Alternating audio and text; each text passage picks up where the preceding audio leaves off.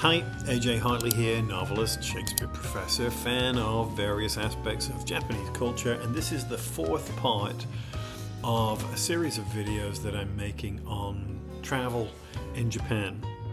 And I wanted to talk today about being a respectful visitor.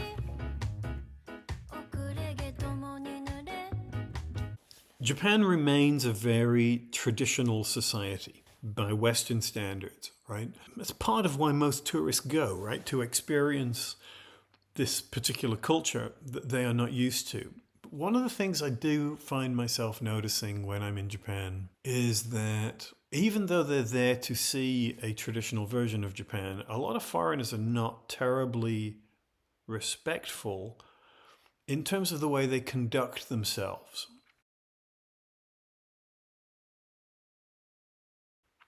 You know, if you're on a train or in a restaurant, who are the loudest people? Always the foreigners. Always. And it's weird to me because that people are not self-conscious enough to realize that everybody else is being quiet and they are braying at the top of their lungs. And it's weird. And I experienced this when I lived there, you know, that one of the things about Japan is that it is so foreign to most Westerners that there's a sense that the rules don't apply to you, you know, that you're separate from it. And I kind of get that, and it can be quite sort of freeing in certain respects. But show some dignity, show some respect. Just because no one's going to call you on being a jackass and an obnoxious loudmouth foreigner doesn't mean that it's okay. They're still thinking that you're a jackass and a loudmouth foreigner, you know? So be aware of that. The fact that people don't necessarily come over to you and say, maybe you should be quiet. Particularly in your hotel rooms where the walls are very thin and you can hear the foreigners talking at the top of their lungs at 2 a.m. Not cool. Not cool. The issue of talking loudly, especially on trains and things like that, also affects obviously things like listening to music. And you will occasionally hear on trains requests that not simply that you only listen to music through headphones or earphones, but that you keep the volume down so that the sound from the headphones doesn't bleed out and distract other people. The Japanese tend to queue for things, particularly when you're waiting to get on a train. Foreigners sometimes don't seem to recognize or understand what the queue is for. I see foreigners cutting in or not recognizing that there even is a queue, so they sort of gather in a clump and then push their way on. When you're on a train, the platforms are marked where the doors are going to be on the various carriages, and people queue up before the train arrives. So when you know where you're going to be, you know what carriage you want to be on, the number is there on the platform, you can stand where you need to be, and you form a line to the side so that when the doors open, there's room for people to get off before you get on. And as I've said before, don't carry a lot of luggage on trains and elsewhere because you're going to get in the way. You know, things like the airport shuttle, that's sort of an exception. It's just assumed that there's going to be a lot of luggage on the monorail or the train to Narita or Haneda or wherever. But other than that, try not to be carrying a ton of luggage. What else constitutes dodgy gaijin behavior? You know, again, Japanese people tend to be fairly conservative about the way that they deal with each other. So public displays of affection, a lot of kissing and hugging and stuff, is not terribly Japanese. It's going to stand out. It's going to look sort of inappropriate, even if people aren't actually offended by it. It's going to be intrusive or be seen as intrusive. The other thing I suppose is the way people dress. And, you are a tourist, you are a foreigner. There's no way you can get away from that. But you can be aware of how other people conduct themselves. Japanese people tend to dress quite conservatively, especially in the major cities. Range of colors tends to be very limited. They tend to wear a pretty subdued palette. They dress a little more formally, a little more with a little more care and attention to detail than foreigners are used to, particularly when they are on holiday.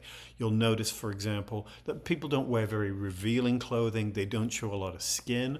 Japanese people are not fond of sunburn, so they tend to cover themselves up a lot, even at the beach. And one of the things that you'll notice is that grown men, Japanese men, don't wear shorts in public or flip-flops and stuff like that. It's very, very uncommon. And again, particularly in cities, you're going to see most people dressed semi, sort of what you might call business casual or semi-formal, or pretty much all the time. Now, again, you don't have to do that, but just be aware of it.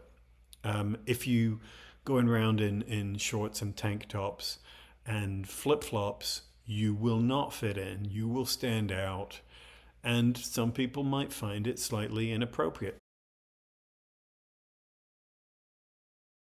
Also, something like eating and drinking in the street. This is something that Japanese people just don't do. There are outdoor restaurants or restaurants that have, big open windows and things like that. That's not an issue. But walking around the street, eating and drinking is a no-no, and people will consider it rude. You will find often that there are designated eating areas, even in convenience stores. In convenience stores like Lawson and Family Mart and 7-Eleven, there'll be a little counter in one corner where you can sit and eat. So even if you're buying food to take out, the assumption is that you can eat it there, dispose of your trash before you leave. Also, you'll notice very few trash cans in Japan. The streets are immaculate, and people are expected to take their trash with them. One of the things that we noticed on this trip was foreigners leaving their shit behind, eating something on a park bench and leaving the wrappers, leaving bottles. It's not cool. It's not cool. People don't do that. And be prepared to take your trash with you and find places to get rid of it. Again, frequently railway stations is a good place to do that. And when you do use the trash cans, follow the directions in terms of what's recyclable. Cans, bottles, other kinds of trash. Sometimes they're divided according to what can be burned and what can't. The majority of tourists don't speak Japanese. That's fine. That's the nature of being a tourist, right? But you should at least try, even if you only have a few words, to show that you are making an effort, right? And if you don't even have those few words, then be apologetic about the fact that you don't have those words. Don't just chat to people as if everybody speaks English. Don't shout at people and assume that that somehow makes it easier for them to understand you. It doesn't, right? Some foreigners behave quite poorly overseas, because they think it's not their culture and nobody's paying attention. I'm paying attention, I'll tell you that. And so are the local people. But if you want to be treated well and treated with respect, then treat other people with respect. There are certain words and phrases that you should try to master, even if you don't have a functional Japanese language, right? You should always say things like please and thank you. It's not hard to say domo, arigatou gozaimashita, right? Some form of thank you. Arigato, or arigatou gozaimashita, or domo arigatou gozaimashita. The rule in Japan is the longer the phrase, the more polite it is, which is why, official discourse on on TV news and stuff is actually, for me at least, the hardest Japanese to understand, because it's so intensely polite that the core meaning gets sort of wrapped up in all this sort of convolution and extended vocabulary. But that's the rule, right? Domo is not as polite as arigato. Arigato is not as polite as arigato gozaimasu, right? And so on. But learn these things. Learn to say onagai shimasu, which means sort of please, but it's a word that you can use in almost any circumstance to say, I'm asking a favor of you, or I'm sorry, I don't know what I'm doing, and can you please help me, right? You onegai shimasu. These are not words that are big carriers of meaning. They are words that bridge a social gap, right? And this is, a lot of Japanese functions according to the extension of a sense of community, right, in a particular moment. A lot of Japanese language functions to connect people, not simply in terms of the content of what is being said, but the establishment of a relationship, yeah? So if you don't have a lot of Japanese, that's okay. But try to at least use these sort of little pleasantries, the thank yous and the pleases and the, konnichiwa, konbanwa, ohayo gozaimasu, right? Those little words that you use to establish relationships, And and you can use them all the time. You'd be walking in the middle of nowhere and somebody goes past you and they will frequently say, or you will say, konnichiwa, and people respond, right? Because you're being appreciative of their culture and trying to participate in it. You don't want to be in a situation where it feels like it's us and them and you're the them. And you're going to be no matter what, right? But if you make the effort, if you try to establish some kind of sense of community, people appreciate it. They're much more likely to help you out. They're much more likely to like you being there, right? And I know that it's potentially embarrassing if you don't speak the language, but people will cut you a lot of slack because they don't expect you to speak at all. So any words, however few you have, will be appreciated. And when all else fails, bow. I know this sounds stupid, but Japanese people bow all the time. And again, it's like the language. The deeper the bow, the more polite it is. But little nods, a lowering of the eyes to show respect is always a good thing to do. And if you don't have a lot of language, this is a way of showing humility and respect to other people.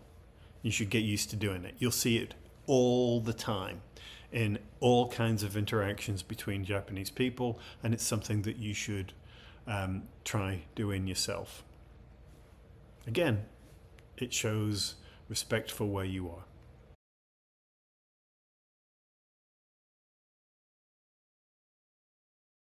Little things, I mean, maybe I'll talk more more about particular places that we went at some point. But there was when I was in Yamanashi on this most recent trip, and we went up to the Takara Shrine, 16th century local warlord Takara Shingen. That was where his power base was there, and I knew that he was buried in the area, but he wasn't buried in the actual shrine.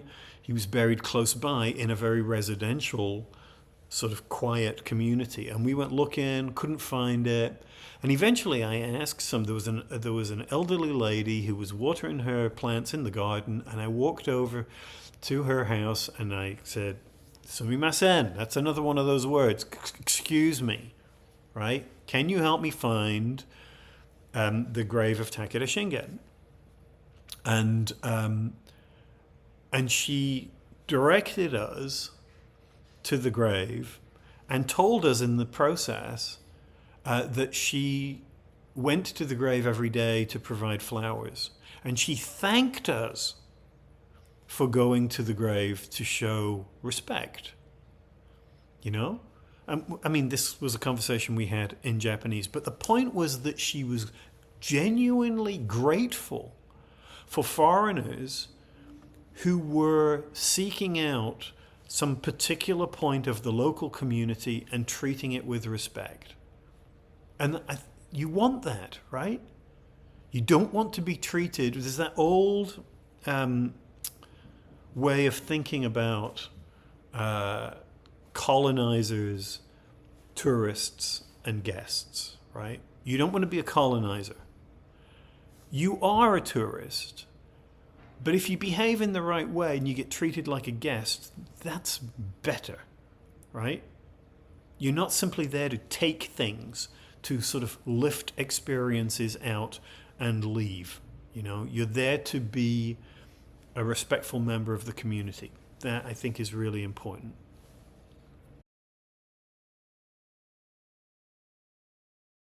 In all things, I would say read the social cues. Be alert to what other people are doing. And, you know, if you're not doing that, ask yourself if that's an issue. And, you know, don't talk about words to live by. Don't be selfish or entitled. You know, for example, some stores or restaurants will have signs saying, please don't take photographs, don't take pictures.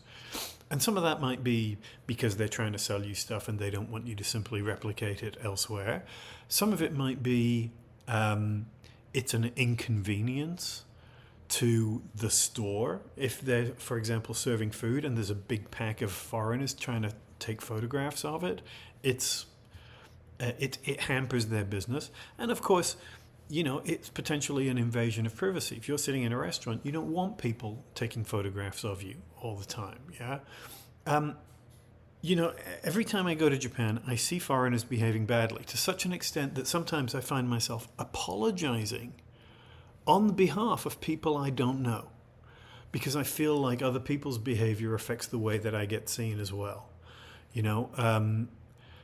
And I think there's an attitude sometimes in the West when you're dealing, for example, with people serving you, whether that's a waiter or a hotel receptionist or whatever, that you are owed something and you don't have to treat the people who are serving you as if they are actually people. And I see this. I saw this on this trip a lot, you know. When Japanese people are being polite and respectful and giving you whatever you need, and foreigners just ignoring them or grunting or not making eye contact with them, treating them as if they're not really there. And I think there's a great line from a Terry Pratchett novel. I think he uses it a couple of times actually, where he says, evil begins when we start to treat people as things. And that has always stuck with me. And I see that sometimes. And I think sometimes with foreigners, they think everything here is so different. I'm not part of this culture. Therefore, I'm somehow separated from it. And it's like I'm not dealing with real people. And it sounds extreme when you put it that way, but I think that there's a certain truth to that there's a kind of low-grade racism that comes even with some people who love Japan or wherever, in this case Japan, but you know, we could be talking about any number of places, where even the fact of how much they love it tends to not allow the people to be real people, that they become two-dimensional, they become participants in those ideas that say, well, the Japanese are like this, the Japanese think this, the Japanese behave like that. And that's simply not true, can't be true, because people are complicated and the Japanese people are not a monolith, right? If you find yourself not treating people as you would like to be treated yourself, not given the same complete humanity that you assume of yourself, that's a problem. And just because you might be able to get away with it doesn't mean that you should do it. Okay. End of rant or lecture or sermon or whatever the hell that was. And that's all I'm going to say on that subject. As ever, please like, comment, subscribe, check out my merchandise, check out my Patreon page. Thank you, patrons. Check out my books, especially Hideki Smith, my upcoming novel. And the next video I'm going to do is a little daunting. It's going to be on food, on Japanese food. So, until then, thanks. Talk to you soon. Bye.